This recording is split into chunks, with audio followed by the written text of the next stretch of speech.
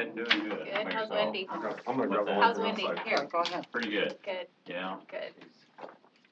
Getting ready for summer, I guess. Yeah. I have the files. Go I ahead. saw Carly and Zach at the choir concert the other night, and Oh. everybody looked like they were in equally as much pain.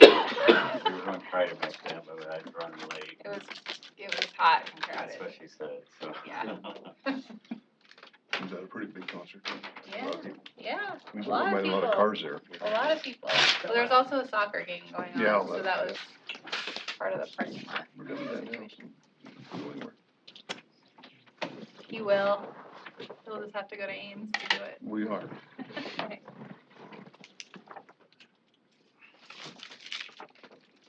We are recording, so whenever you would Ready like to to start? start. So I guess we need to, went out and looked at the site for the coal roof piper, 50-foot setback variance to construct a pole building. He was looking for a setback of 25 feet in lieu of 75 feet. So I guess we need to, You can jump down to item number 2. okay. Roll call? I'll call it to order. Oh. Sorry. Oh, yes, okay. Call the meeting to order at 5:30 PM. Roll call? General, Yes. Pierce, Yes. Fox, Yes. Jensen. Yes.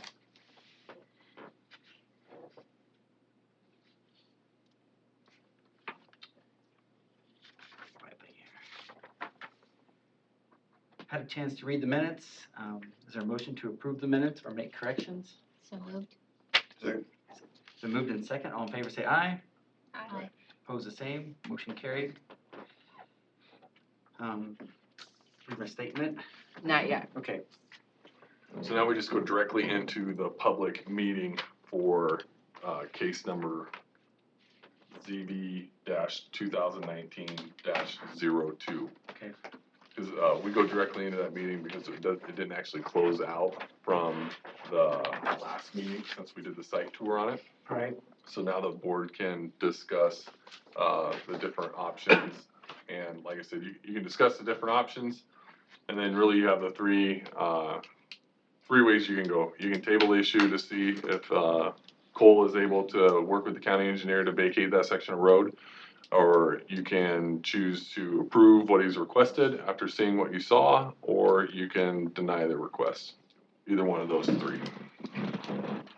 I guess for the feeling I got from when we were out there visiting that he was, if he doesn't get the road vacated, I think he'll probably move it back to the end of that road is what I think he was thinking either way. If he doesn't get the road vacated, I think he's gonna try to put it back. So yeah, where he had it staked isn't gonna work No. at all. Oh. No, Right. And I get that it's gonna be an inconvenience for them to walk further, but that has nothing to do with the code. Right. So, I guess, I think we should table it and see if he can get the rest of that space vacated. I agree that we should table it, only because his whole plan may change depending on what the county engineer tells him, so. So I guess we'll, just wanna make a motion on that, I guess. That's kind of where we're all at, so. So do we just make a motion to table it pending? You just make a motion to table the agenda item for now, and then that will then move it to next month's agenda. And then within that 30 days, he should have a decision on which direction he's gonna go. He did ask me to send him John Rasmussen's contact information. I'm sure I can find it if you don't have it. I can write it down and hand it to you, yeah. Okay. I'll make a motion to table the case for now. I'll second that. We've had a motion and a second. All opposed, or all in favor say aye. Aye. Aye. All opposed the same. Motion carried. We'll table it till next meeting. I don't think we approved the minutes yet. Did we? Yeah, I think so. Yeah. Oh, okay. I'm Yeah. just Okay. so moved. Okay.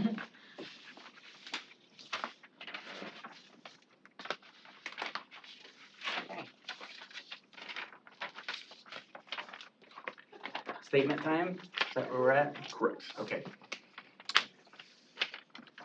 The public hearings will be conducted pursuant to boards of rules, procedures as adopted May 26, 1988. We will first hear the report of the planning director on the detailed information and observations regarding the request, if not done in written form prior to the hearing. Next, we will take the testimony of the applicant and his or her witnesses. Upon completion of the applicant's testimony, I will call upon members of the audience wishing to make a statement concerning the request. Persons in favor of the request shall be heard first, followed by those who oppose it. At any time during the presentation of testimony, members of the board may interrupt to ask questions or to make comments on what has been said. Upon completion of all testimony, the applicant will be allowed to make a closing statement to the board. Upon completion of the applicant's closing statement, we will then hear the recommendation, if any, of the planning director, and upon completion of all discussion, I'll entertain a motion to close the public hearing on the request. After the public hearing has been closed, I'll entertain a motion from the members of the board regarding the disposition of the application. Each speaker addressing the board shall step forward to the podium and state their name and address before proceeding with the testimony or evidence. I would ask that you spell your last name. The board shall not be bound by strict rules of evidence, but does reserve the right to exclude evidence or testimony that may deem to be irrelevant, immaterial, incompetent, or unduly repetitious.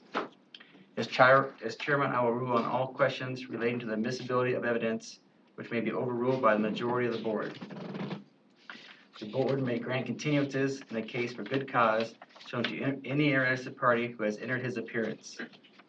The board may, at any time, request a continuance of a hearing for the purpose of getting further notice, taking further evidence, gathering further information, touring the proposed site, or for any other reason the board may find sufficient.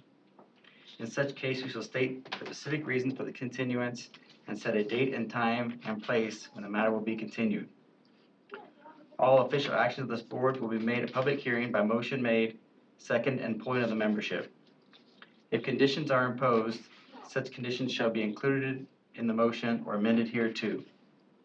Our final decision will be prepared in writing and will be part of the public record of this board. Once this board has reached a decision on a case, that decision shall be final. Section 335.18 of the Code of Iowa states, any person or persons, jointly or severally, aggravated by any decision of this board or of adjustment under the provisions of Chapter 335, or any taxpayer, any officer, department, board, or bureau of the county may present to a court a petition duly verified, setting forth that such decision was illegal in whole or in part, specifying the grounds of the illegality. Such petition shall be presented to the court within 30 days after the filing of the decision in the office of the board.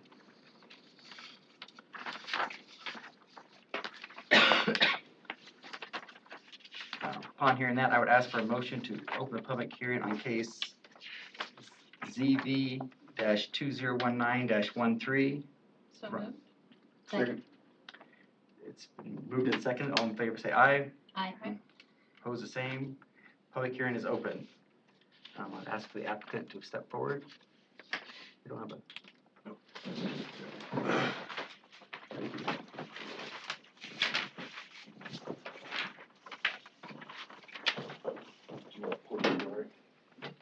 Sure, that'd be great.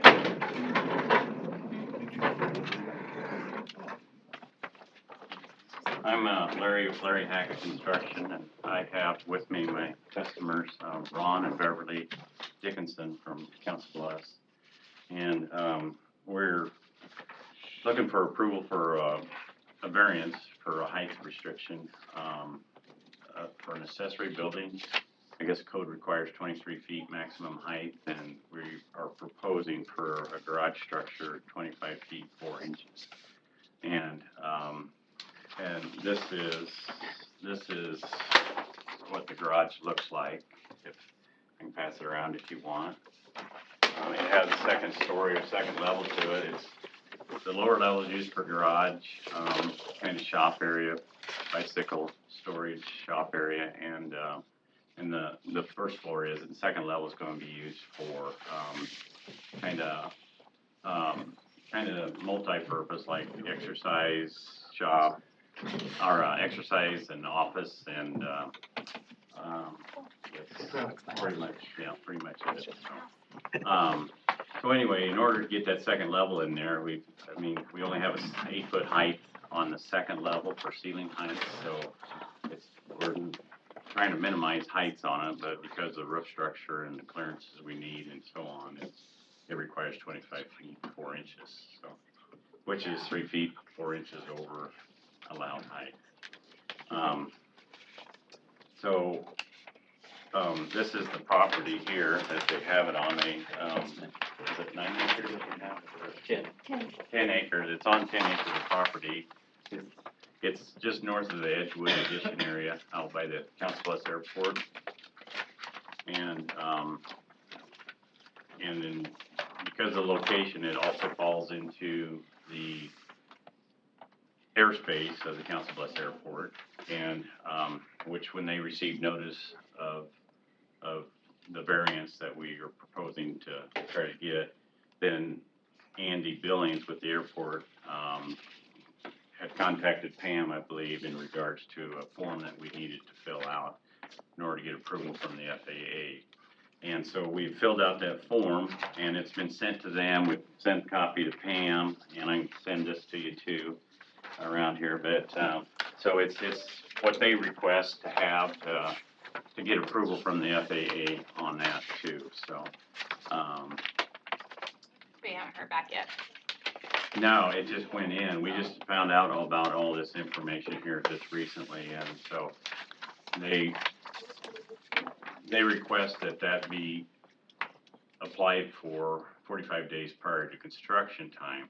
Not that I don't believe it's gonna take 45 days to get approval from them on it. Knowing what it is, I mean, the structure is not very high, right, to be honest with you. Houses are higher than that in that area. Trees are definitely higher than that in the area. It's just because it's an accessory building, and that's what's requiring the code variance on it, so. So that's what we're here for, is to try to get approval on a variance, I guess, for height. And trying to go through all the hoops, that it requires to do it, so. Sounds like you've got plenty of them already, it looks like, so the FAA involved, that's kind of what Yeah. you're doing there, so. That was, unexpected kind of, but, I could see if it was a tower or something like that there would be, a lot more restrictions to it, but for what it's proposed to be used as, I don't see much of an issue with it, I guess. So could we approve pending the FAA? That was gonna be part of our recommendation, was that, yeah, the board can go ahead and approve it, pending the approval from the FAA on their airspace study that they're gonna conduct, since it takes up to, that's all they don't really give you a whole lot of information on it, other than it can take up to 45 days, so. Which hopefully, like Larry said, hopefully it won't take near as long, because there are structures right around there that have already been through this before, so. Does anybody else have any questions for Larry, or? Looks like it's pretty straightforward. I mean, kind of like they've got a big lot, and it's definitely. Yeah, it's a big lot, plenty of space out there. The height isn't really excessive by any means for any structure, but three-story or two-story home would be taller than that, so. And there's two-story homes in the area, I believe, so. So anyway, yeah, that's Right. what we're presenting, so. Okay, thanks, Larry. Yeah, you're welcome. Thank you. At this time, I would ask if there's anyone opposed to come forward. Ask for the staff recommendation. Staff recommendation is to approve the application, subject to the following condition, that the proposed building shall be set back a minimum of 25 feet from the side yard, 50 feet from the rear yard, based on the following findings of fact. The applicant's lot size is 9.95 acres. It's sufficient to support the proposed structure. The property is not in a platted subdivision. The subject property is not going to be used, subject property is not going to be used for any secondary, that one would have to be subject to change because they are, planning on some secondary living quarters in the upstairs of it. No. Or did you change that, right? Yeah, that is not. Okay, And so then the subject building is not gonna be used for any secondary residence. The aforementioned facts will reduce the potential visual and aesthetic impacts of the line of sight for which the height restriction was adopted. And this can be done based on the approval of the airspace study conducted by the FAA.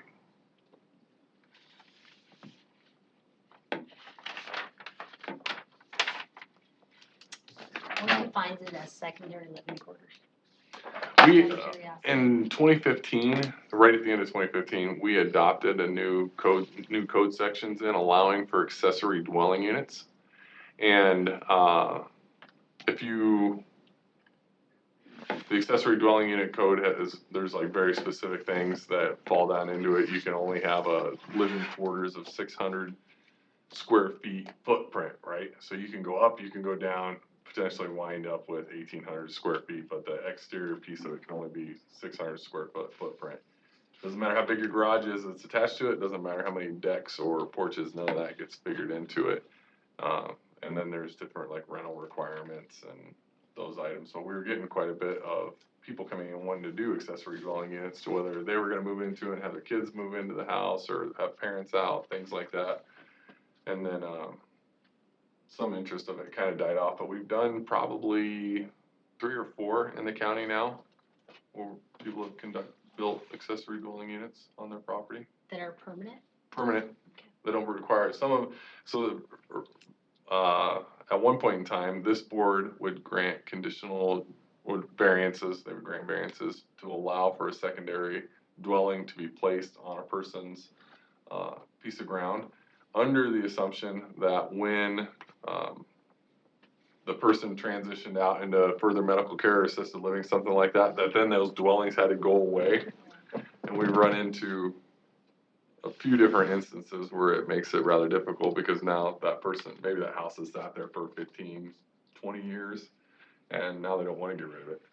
And in one instance, we had it to where it was actually, it was mom and dad in one house, kids in another house. That mom and dad either passed away or went into assisted living. They moved over, and then the kids moved into the other big house again. So it kind of became like a cycle, but we had to go back through and approve the variance again for it to carry on again. And so In this case, like where the structure's there, what can they do? What's the requirement for determining that it's not a secondary living facility?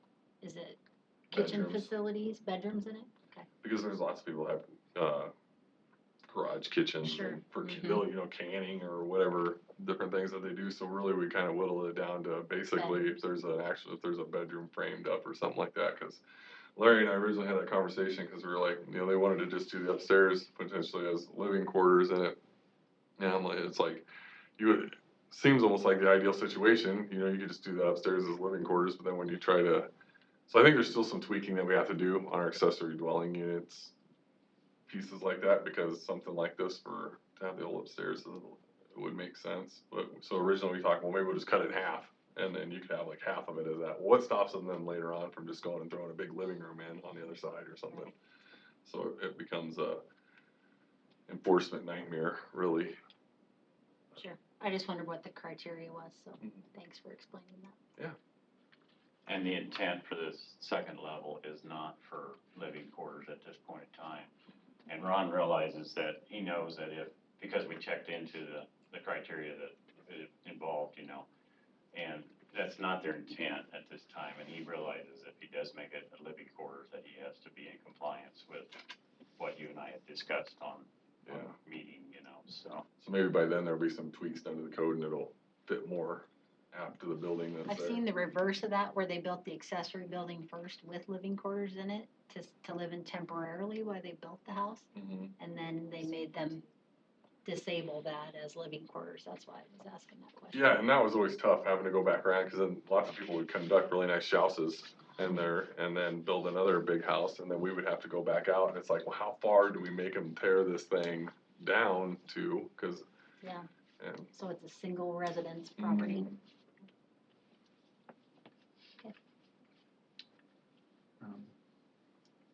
Because There's no other discussion. I'd ask for a motion to close the public hearing. So moved. Second. It's been moved and second. All in favor say aye. Aye. Opposed, the same. Motion carried. Public hearing is closed. I'd ask if there's any other discussion on it. If there's no more discussion, I would entertain a motion. Can I just ask one question? Do we just have to hold on applying for the building permit prior to the approval of the FAA, or? That's what it'll be. Okay. Yeah. It'll be contingent upon that. I make a motion to approve the application pending the FAA approval. Second. It's a move in second. All in favor say aye. Aye. Roll call vote. Oh, you go Jensen, Aye. General, Yes. Herder, Yes. Fox, Yes. Pierce. Yes. Okay, all right, okay, thank you very much.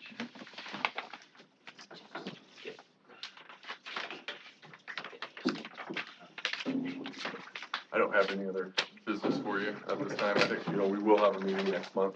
All right.